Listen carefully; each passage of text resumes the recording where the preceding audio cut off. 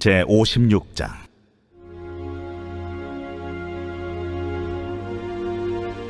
여호와께서 이와 같이 말씀하시기를 너희는 정의를 지키며 의를 행하라.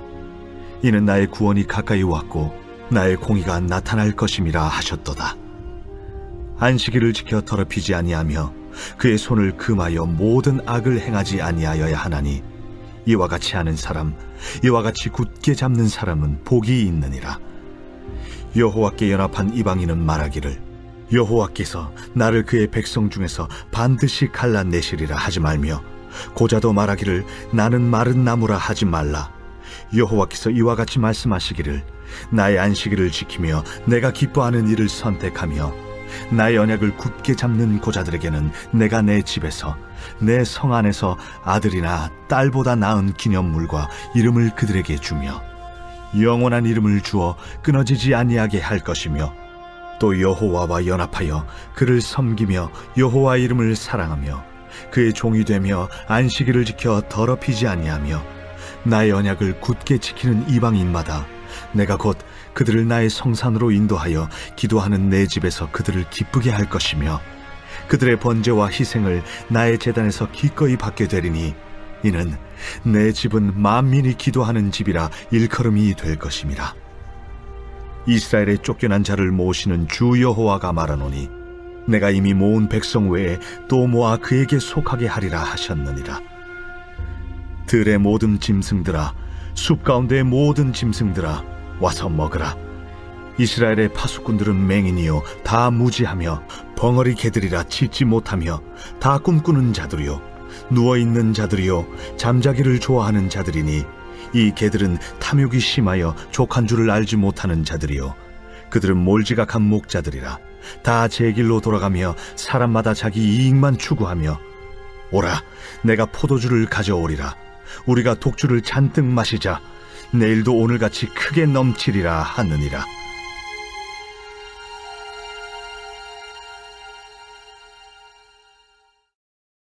오늘 이사야 56장 말씀은 여호와께 연합한 자의 모습에 관한 말씀입니다. 6절 말씀에 여호와와 연합하여 그를 섬기며, 주님께 사랑을 받고 주님을 사랑하는 자로서 주님과 연합하게 되면 주님을 섬기게 되고 주님께 헌신하게 됩니다. 이처럼 헌신은 하나님 은혜에 대한 굉장히 자연스러운 반응이라고 할 수 있을 겁니다. 맛있는 것을 먹으면 즉각적으로 표정과 목소리가 달라지는 것처럼 하나님의 은혜의 맛을 경험하게 되면 자연스럽게 하나님께 반응하고, 그 반응은 몸의 헌신, 물질의 헌신, 시간의 헌신으로 이어진다는 것입니다. 어떤 사람을 사랑하게 되면 그 사람을 위해 뭘 줘도 아깝지 않습니다. 사랑하는 남녀가 데이트를 하고 서로 헤어질 때 만약 남자가 여자에게 이렇게 말한다고 생각해 보십시오. 내가 널 위해 오전 10시에 5,000원짜리 커피 한 잔을 사주고 점심에 20,000원짜리 피자를 사줬으니 자 25,000원 정산해 주십시오 라고 말한다면 그 남자는 그 이후에 여자친구를 만나지 못할 것입니다. 주님을 진정으로 사랑하게 되면, 은혜 받게 되면 어떤 헌신을 해도 아깝지가 않습니다. 오히려 주님을 위해 선뜻 드릴 것이 무엇이 있을까 늘 걱정하고 기대하게 됩니다.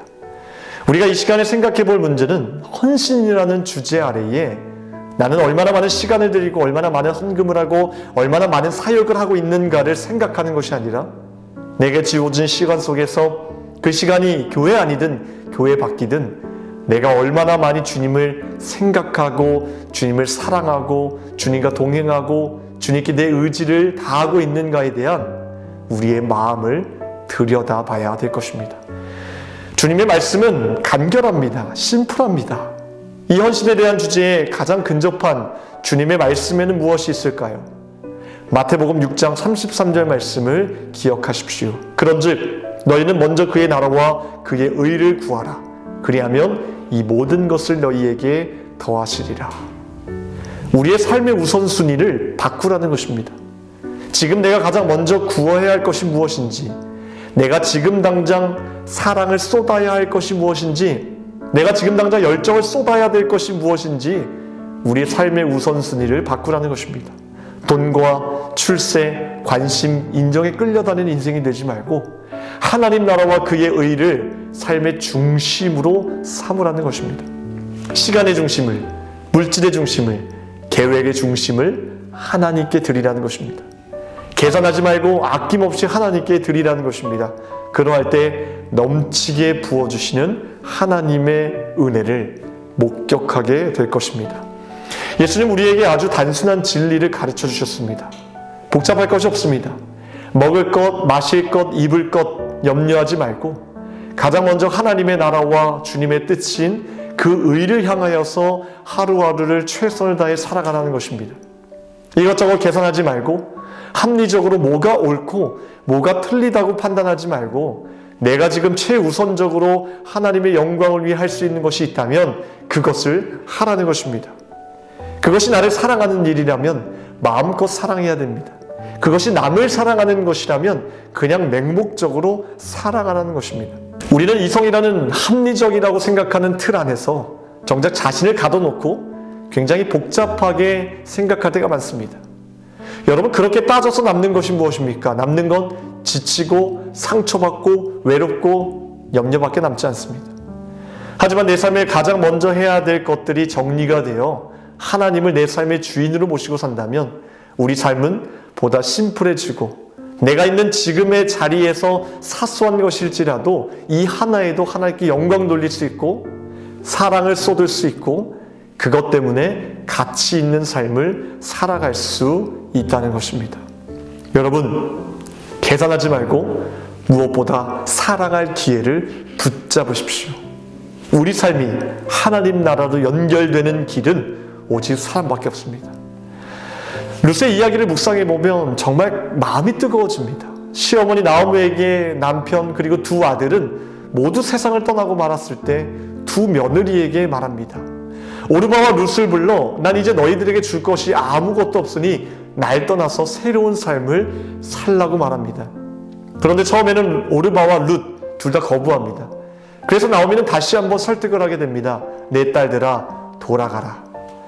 그때 오르바와 룻은 다른 선택을 하게 되죠. 오르바는 편리하고 상식적이고 합리적인 길을 선택하게 됩니다. 성경은 그녀의 선택을 비판하지 않고 있습니다. 누구나 선택할 만한 길입니다. 그런데 반면 룻은 비합리적인 사람만이 선택할 수 있는 길로 갔습니다. 그녀는 자발적으로 선택하였습니다. 앞으로 자신에게 어떤 일이 일어날지도 몰랐습니다. 그냥 하나님께서 어떻게 역사하실지도 모른 채 단지 사랑에 자신의 전부를 걸었을 뿐입니다. 여기서 우리는 세상과 다른 길, 세상과는 전혀 다른 가치를 발견하게 됩니다. 세상은 합리적으로 계산하고 꼼꼼히 따지고 성공할 수 있는 길, 안전한 길로 가라고 말하지만 성경은 반대로 이야기합니다. 사랑에 우리의 전부를 걸라고 말씀하십니다. 룻은 단지 사랑할 기회를 선택했을 뿐인데 하나님은 단지 그것 때문에 단지 시어머니를 사랑했던 그 마음 때문에 그녀를 높이 세워주셨습니다. 우리에게도 룻이 받았던 이러한 축복이 왜 없었겠습니까? 분명히 있고 있었고 우리가 알지 못했을 뿐 하나님은 분명 이러한 기회를 우리에게 계속해서 주셨을 것입니다. 문제는 그 기회 가운데 우리가 사랑할 기회를 선택했냐는 것입니다. 결국 내 신앙의 위치가 중요하다는 것입니다. 무슨 일이든 계산하고 따지고 불만을 가지고 의심하고 살아가는 것이 아니라 그 속에서도 내가 사랑할 만한 것들이 있다면 섬길 만한 것들이 있다면 그 기회를 선택하는 것입니다. 무엇을 바라고 무엇을 얻기 위해서가 아니라 단지 사랑할 기회를 선택하라는 것입니다. 여러분들에게 만약 하나님께서 이런 기회를 다시 주신다면 그 기회를 붙잡아 내 생각과 내 뜻에 맞는 선택이 아니라 오직 사랑에 초점을 맞춰 그 길을 선택하는 저와 여러분이 되기를 주님의 이름으로 축복합니다.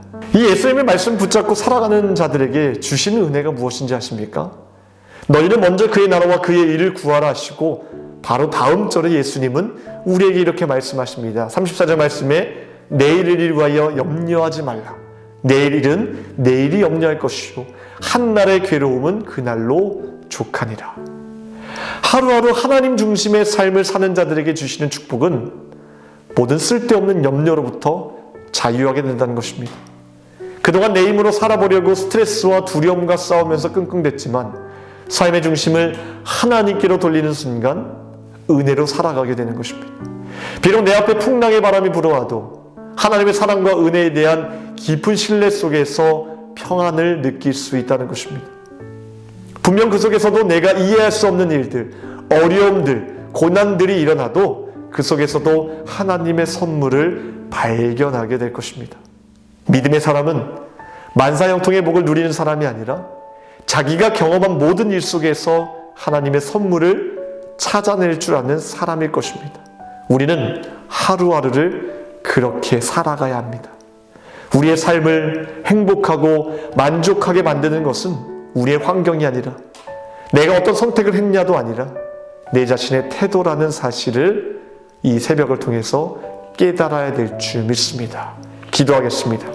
오늘 토요일 새벽에 함께 기도할 공동기도 제목은 물질의 회복을 위해서 기도하겠습니다. 특별히 성도님들의 생업과 사업을 지켜달라고 기도하시고 물질을 어려움 당하지 않도록 모든 필요한 자원들을 허락해달라고 이 시간 함께 중보하며 나아갑시다. 기도하겠습니다. 하나님께서 허락하시는 그 사랑의 기회를 우리가 선택할 수 있는 넉넉한 믿음과 사랑의 마음을 허락하여 주시옵소서. 주님께 사랑받은 자, 주님께 사랑으로 하나님 행하는 것 당연하고 마땅한 일인 줄 믿사오니 시간의 중심, 물질의 중심, 모든 것을 하나님 중심의 삶으로 살아갈 수 있도록 도와주시옵소서. 특별히 우리 사랑하는 성도님들의 건강과 하나님 가정을 책임져 주셔서 물질로부터 어려움 당하지 않도록 주님께서 은혜를 더하여 주시옵소서. 세우신 교회와 주의 사자 목사님 늘 영육간의 강건함으로 지켜주시옵소서. 모든 것 감사드리오며 우리를 구원하신 예수 그리스도 이름으로 기도하옵나이다. 아멘.